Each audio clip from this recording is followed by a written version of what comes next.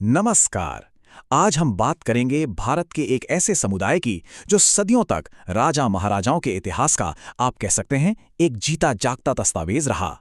जरा सोचिए, उस जमाने में जब कागज नहीं था, प्रिंटिंग प्रेस नहीं थी, तो राजाओं का इतिहास कौन लिखता होगा? उनकी पीढ़ियों का, उनके वंश का पूरा लेखा जोखा आखिर रखता कौन था?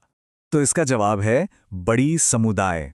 ये लोग सिर्फ एक समुदाय नहीं थे, बल्कि भारत के शाही इतिहास के वो चलते फिरते दस्तावेज थे जिन्होंने अपनी जुबान और अपनी कला से पूरी की पूरी संस्कृति को पीढ़ियों तक संजो कर रखा। चलिए इनकी कहानी में और गहराई से उतरते हैं। तो कहानी की शुरुआत करते हैं उस सुनहरे दौर से जब बड़ी समुदाय अपने शिखर पर था। ये वो वक्त था जब वे सिर्फ कलाकार नहीं बल्कि शाही दरबारों की शान और इतिहास के सबसे अहम संरक्षक हुआ करते थे। बड़ी समुदाय, जिन्हें हम राय, भट्ट या ब्रह्मभट्ट जैसे नामों से भी जानते हैं, उन्हें भारतीय इतिहास और संस्कृति का एक चलता फिरता खजाना माना जाता था। देखिए, उनका काम सिर्फ राजाओं की तारीफ करना नहीं था, बल्कि इतिहास को दर्ज करना था, उसे जिंदा रखना था। और इस समुदाय की जड़ें बहुत गहरी हैं।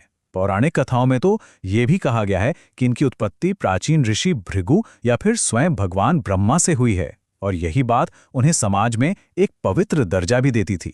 शाही दरबारों में उन्हें एक खास पदवी दी गई थी, बंदी जन, यानी कि रॉयल बार्ड या शाही चारण।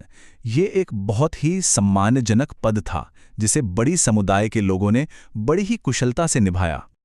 अच्छा, तो इनका काम क्या था? देखिए, मोटे तौर पर 3 बहुत जरूरी जिम्मेदारियां थीं। पहली, वंशावली लेखन, मतलब राजाओं के पूरे खानदान का रिकॉर्ड रखना, वो भी जुबानी और अपनी पोथियों में। दूसरी, वीर रस का गायन। सोचिए, लड़ाई के मैदान में अपनी कविताओं से सैनिकों में ऐसा जोश भर देना कि वो दुगने उत्साह से लड़ें। और तीसरी जिम्मेदारी थी शाही इतिहासकार की, दरबार की हर छोटी बड़ी घटना को दर्ज करना। सही मायनों में ये उस राज्य के चलते फिरते गूगल थे। लेकिन देखिए, इतिहास का पहिया हमेशा एक ही दिशा में नहीं घूमता। सुनहरा दौर हमेशा के लिए नहीं रहता। अब कहानी उस मोड़ पर आती है जब इस समुदाय को मुश्किलों और संघर्षों के एक बड़े तूफान का सामना करना पड़ा। ये स्लाइड हमें बहुत साफ साफ दिखाती है कि हालात कैसे एकदम से पलट गए। एक तरफ शाही दरबारों में उन्हें सम्मान मिलता था, राजा महाराजा उनके संरक्षक थे। वहीं दूसरी तरफ ब्रिटिश राज के आने से उनकी पूरी दुनिया ही उजड़ गई। जब उनके संरक्षक ही नहीं रहे तो उनकी भूमिका भी धीरे धीरे खत्म हो गई। इस टाइमलाइन पर एक नज़र डालिए। प्राचीन भारत से लेकर मुगल काल तक उनका प्रभाव किसी न किसी रूप में बना रहा। लेकिन ब्रिटिश राज उनके लिए एक बहुत बड़ा संकट लेकर आया, और आज़ादी के बाद उन्हें मजबूरन खेती और मजदूरी जैसे नए कामों की तरफ बढ़ना पड़ा। तो यहाँ सबसे अहम मोड़ ये था कि जब अंग्रेज़ों ने रियासतों को ख़त्म किया तो बड़ी समुदाय का पारंपरिक काम, उनका सम्मान, सब उनसे छीन गया। अपनी कला और इतिहास के ज्ञान के बजाय उन्हें पेट भरने के लिए दूसरे काम करने पड़े। पर इतनी मुश्किलों और चुनौतियों के बावजूद इस समुदाय ने अपनी सबसे कीमती चीज को बचाकर रखा, और वो थी उनकी संस्कृति।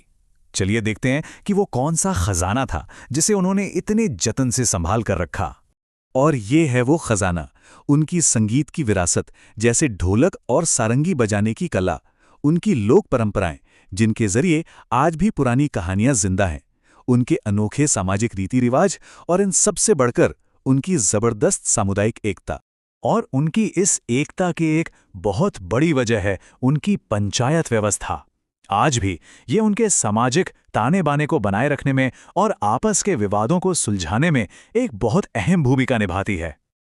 और अब कहानी आती है आज के दौर में। देखते हैं कि 21वीं सदी में ये समुदाय अपनी एक नई विरासत, एक नई पहचान कैसे गढ़ रहा है। ये चार्ट आज की कहानी को बहुत अच्छे से बयां करता है। बड़ी समुदाय के लोग अब सिर्फ अपनी पारंपरिक कला तक ही सीमित नहीं हैं।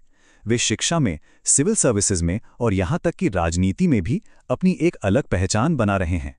ये वाकई एक बहुत बड़ा और सकारात्मक बदलाव है। तो आज की तस्वीर मिली-जुली है। एक तरफ नई पीढ़ी हर फील्ड में आगे बढ़ रही है, सोशल मीडिया के जरिए अपनी विरासत को पूरी दुनिया तक पहुंचा रही है। तो वहीं दूसरी तरफ कुछ इलाकों में आज भी आर्थिक पिछड़ापन एक बड़ी चुनौती है। लेकिन बड़ी महासभा जैसे संगठन समुदाय को एकजुट करने और आगे बढ़ाने का काम लगातार कर रहे हैं। तो बड़ी समुदाय का ये सफर वाकई कमाल का है। एक ऐसा समुदाय जो कल तक राजाओं का इतिहास लिखता था, आज वो खुद अपना एक शानदार इतिहास लिख रहा है। और शायद यही इस पूरी कहानी का सबसे दिलचस्प मोड़ है।